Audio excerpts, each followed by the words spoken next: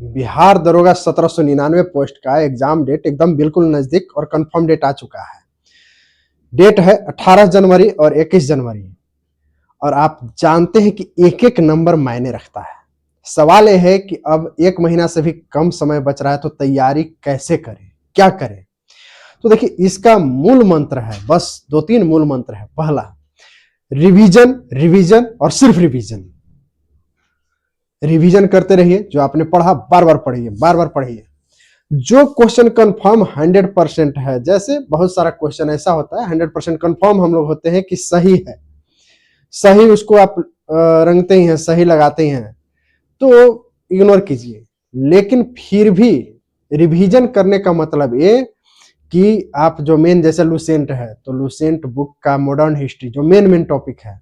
अब main topic की बात करें तो जैसे मॉडर्न हिस्ट्री, मॉडर्न हिस्ट्री में भी 1857 और जो गांधी युग है वो।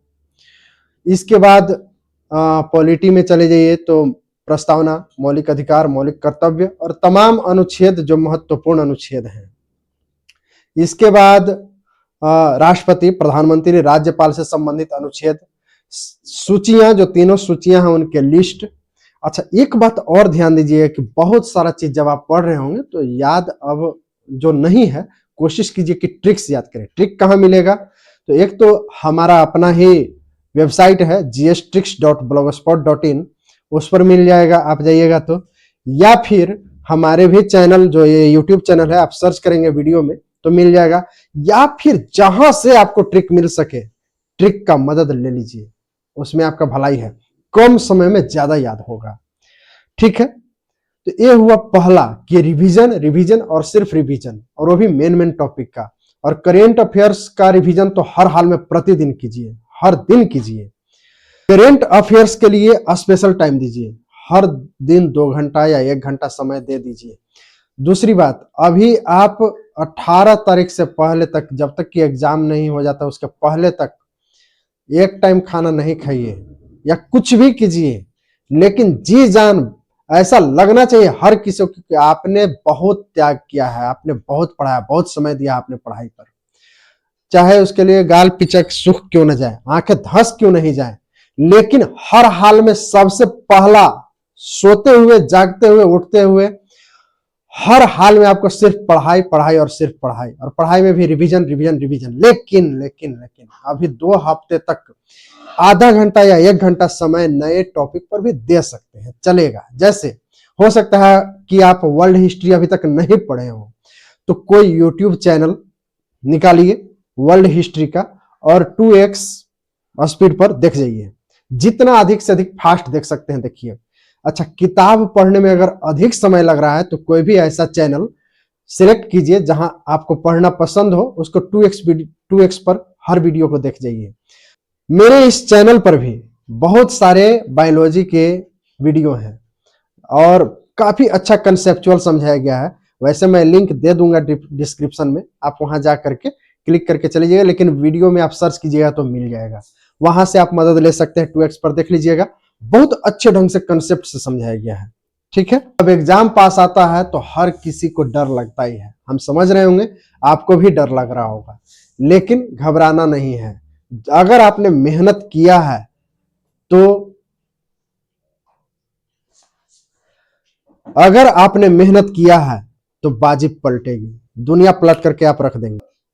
समझते हैं कि रिवीजन करते ही क्यों हैं। देखिए, नई चीज को हम अगर पढ़ना शुरू करेंगे तो अभी उसमें का मैक्सिमम चीज याद रहेगा नहीं, लेकिन ये तो तय सी बात है कि अगर आप 1 साल से या 1.5 साल से या जितने भी दिन से तैयारी कर रहे होंगे तो बार बार एक ही चीज को पढ़े होंगे और वो एक तरह से आपके जहन में बैठ गया होगा, और ऐसे सिचुएशन में वो नंबर आपका 100% दिलाएगा, 100% वो आपके मार्क्स में कन्वर्ट हो जाएगा।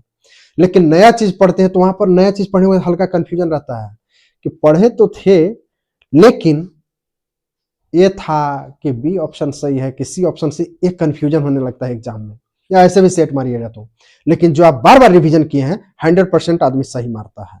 अब दूसरी बात, वीक टॉपिक यानी कमजोर टॉपिक जो है उस पर ध्यान देना है। जैसे हो सकता है किसी को मैथ कमजोर हो, तो मैथ का सब्जेक्ट सिलेक्टेड टॉपिक जो है उस पर 1 आध घंटा आप समय दे सकते हैं। यह हो सकता है इकोनॉमिक्स कमजोर हो तो सिलेक्टेड टॉपिक जो है उस पर ध्यान दीजिए। हालांकि नेक्स्ट वीडियो हम जल्दी बनाने वाले हैं कि मेन कौन सा टॉपिक है जिसको आप बार बार रिवाइज कीजिए और उसको 100% आप कंफर्म रखिए कि वो हमको जेहन में रखना है, याद रखना है। जैसे इकोनॉमिक्स का योजना हर हाल में आपको रखना है, ठीक है।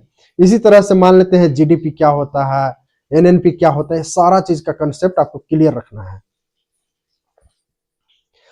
जिस टॉपिक से डर लगता है उस टॉपिक को बार बार उस टॉपिक को पढ़िए, बार बार पढ़िए। बहुत बार ऐसा होता है कि जो टॉपिक हम लोग को कमजोर होता है या डर लगता है उस टॉपिक से हम लोग दूर भागते हैं और यही असफलता का मूल कारण है। हो सकता है किसी को करेंट अफेयर्स पढ़ने में मन न लगता हो और इस कारण करेंट अफेयर्स पर ध्यान कम देता हो। एग्जामिनर ये नहीं समझेगा कि आपका करेंट अफेयर्स कमजोर है, एग्जामिनर ये नहीं समझेगा कि आपका मैथ कमजोर है, एग्जामिनर ये नहीं समझेगा कि आपका इकोनॉमिक्स कमजोर है। आपको सब बैलेंस लेकर चलना है, आपको सब कुछ आना चाहिए, जो सिलेबस है वो कवर होना चाहिए और फिर 100% सिलेक्शन तय है, कोई नहीं रोक सकता है। अब समय कम है तो एक कॉपी बनाइए जिसमें आप लिखिए, जब आप सेट बनाते होंगे तो पता चल जाता होगा कि कौन सा टॉपिक मेरा वीक है। उस टॉपिक का को अपने पेज पर लिखिए और उस टॉपिक को पढ़ जाइए। उस टॉपिक को पढ़ने के बाद उसका ऑब्जेक्टिव बनाइए। अगर ऑब्जेक्टिव बना लेते हैं तो फिर अगले टॉपिक पर जाइए। इस तरह से टॉपिक वाइज जो कमजोर टॉपिक है उसको स्ट्रॉन्ग आप कर लीजिए। आप देखिए कि आप सेट में आपका नंबर बढ़ने लगा। लास्ट में इतना ही कहेंगे कि ये आपके लिए सिर्फ एग्जाम नहीं है, ये आपके 1 साल या जितने दिन से आप तैयारी कर रहे हैं उस मेहनत का कह लीजिए कि नतीजा निकलेगा। ये आपके परिवार का सपना है, आपका सपना है, ये हर किसी का। आप एक बार एग्जाम क्लियर करके देखिए, आप मन से दिल से पढ़ करके देखिए, देखिए फिर कैसे आपकी दुनिया ही पलट जाती है। सबके साथ ऐसा होता है, मेरे साथ भी हुआ है, आपके साथ भी होगा। मेरा दुआ आप लोगों के साथ है कि आप लोग जल्द ही इस विभाग में आए। 100% आपका सिलेक्शन तय है, बस जो कमजोर पॉइंट है उसको स्ट्रॉन्ग बना लीजिए। मिलते हैं फिर नेक्स्ट वीडियो में, लेकिन इससे पहले फिर वही चीज दोहराएंगे कि एग्जाम डेट नजदीक है। सोच समझ करके और एक बेहतर रणनीति के साथ आप मान के चलिए कि आप एक राजा हैं और राजा को कैसे फतह करना है, कैसे जीतना है, वो आपके ऊपर है। तो एक बेहतर रणनीति के साथ आप कुछ अलग कीजिए, कुछ दूसरों से अलग कीजिए, देखिए सिलेक्शन पक्का होगा। दूसरों से अलग कहने का तात्पर्य यह है कि आप दूसरों से कितना अधिक मेहनत करते हैं।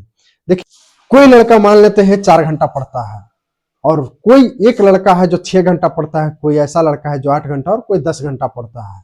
आप सच में खुद सोचिएगा ये चीज कि 4 घंटा पढ़ने वाला और कहां 10 घंटा पढ़ने वाला, मेहनत किसने अधिक किया?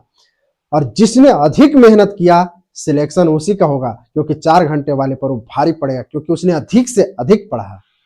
आपसे भी यही रिक्वेस्ट है, यही आशा है कि आप अपने पढ़ाई पर खास करके इस 1 महीना में अधिक से अधिक समय देंगे तो निश्चित रूप से दरोगा बनेंगे। आपको दरोगा बनने से कोई नहीं रोक सकता है। आप हमारे साथ एक दिन होंगे। मिलते हैं फिर अगले वीडियो में, तब तक के लिए जय हिंद।